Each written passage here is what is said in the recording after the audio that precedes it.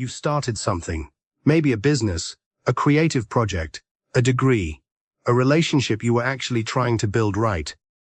You gave it everything, real energy, real time, real pieces of yourself.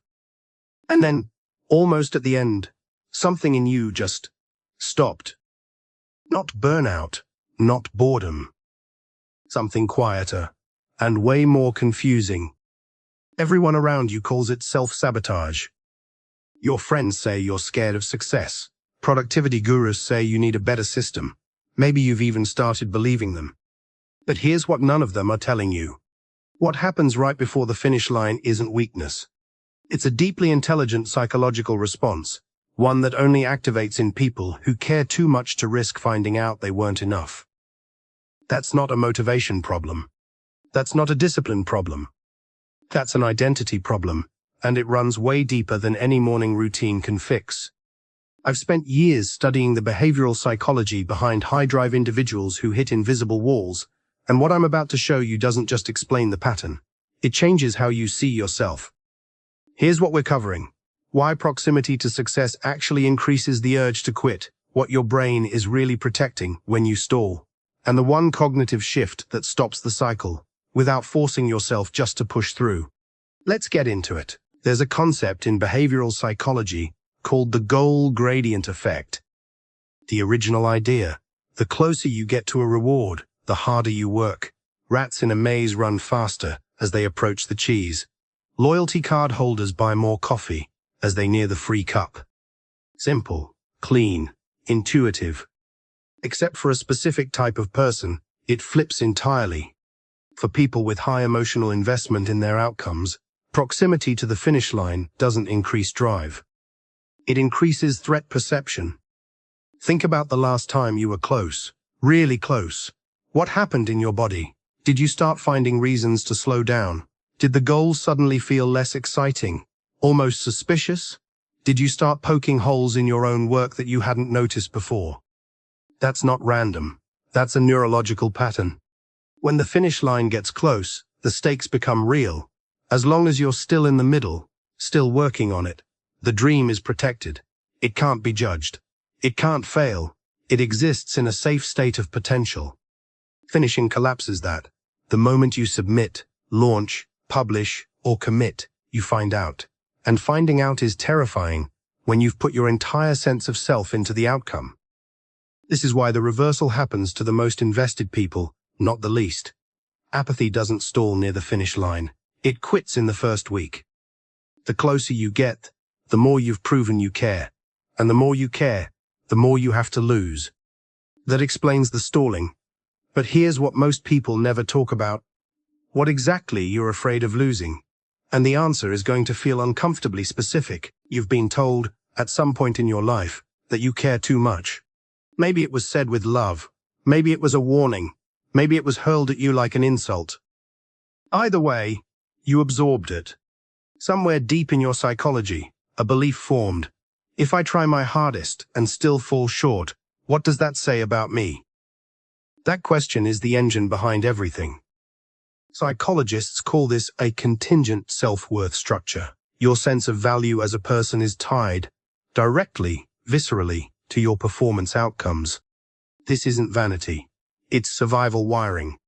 When you grow up being praised for results, criticized for caring too deeply, or taught, explicitly or implicitly, that your worth is conditional on what you produce, your nervous system learns to treat failure as an identity threat, not just a setback. So what does your brain do when you're about to find out the result? It creates distance, procrastination, perfectionism, suddenly pivoting to a new idea, getting busy with everything except the thing. These aren't personality flaws. They're defense mechanisms running on automatic. They're your brain protecting you from the verdict. Here's the brutal math your subconscious is running.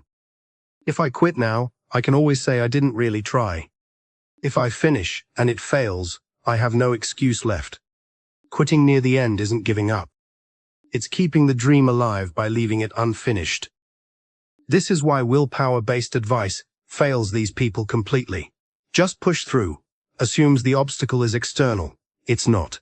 The obstacle is the belief that your value as a human being rides on the outcome. You can't hustle your way past an identity wound. Here's the thing. Most of the frameworks for working through this pattern are buried in academic papers or in $1,000 therapy sessions. If you want a more direct breakdown of the cognitive restructuring techniques that actually rewire contingent self-worth, keep watching, because what comes next explains why even people who know all this still get stuck. So now you understand the identity threat. But there's a second layer, almost philosophical, and once you see it, you'll never look at an unfinished project the same way again. Here's something strange about the human relationship with goals. We think we want to finish things, but finishing a goal also means the goal ends. Many people, especially those who've built an identity around working towards something, are unconsciously terrified of that ending. There's a term for this, the arrival fallacy. It's the uncomfortable feeling that comes after achieving something you spent a long time pursuing. But the completion paradox goes one step further. For people who've tied their sense of purpose to the pursuit, finishing isn't a reward, it's a loss. The project gave them focus, meaning, a reason to show up, a narrative about who they are and where they're going. Completing it doesn't just close a chapter, it dissolves the identity built around chasing it. So the brain, very logically, very quietly, starts sabotaging completion. Not because you're lazy, because you're grieving something before it's even over. This is why some of the most ambitious people you know have 5 almost finished projects sitting in their heads or on their hard drives. They're not disorganized, they're hoarding futures. Each unfinished thing is a possibility they haven't had to let go of yet. The fix isn't about finishing faster. It's about building an identity that doesn't evaporate when the project ends. That's the paradox. But there's one more thread here, and it might be the most important one, because it connects everything back to that thing you were told about yourself, that you care too much. The people most affected by this pattern share one thing in common. At some point in their story, their intensity was treated as a problem. Maybe you were the kid who cared too much about a grade and was told to relax. The person in a relationship who loves too hard is called needy. The employee who gave too much and was taken advantage of. The creative who poured everything into something and was met with silence. Each of those moments teaches the same lesson. Caring this much is dangerous.